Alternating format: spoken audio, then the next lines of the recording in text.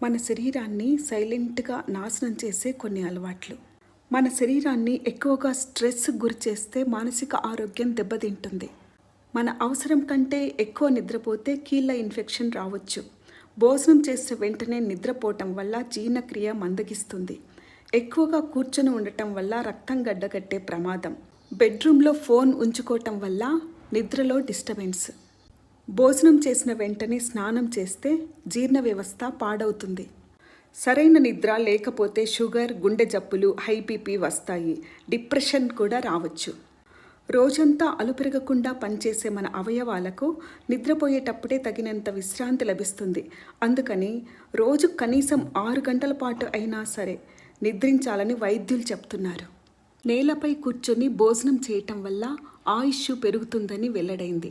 నేలపై కూర్చోవటం వల్ల సుఖాసన స్థితిలో ఉంటారు. దీంతో మానసిక ప్రశాంతత లభిస్తుంది. ఫలితం ఒత్తిడి, ఆందోళన లేకుండా భోజనం చేస్తారు. జీర్ణక్రియ మెరుగవుతుంది. Thank you.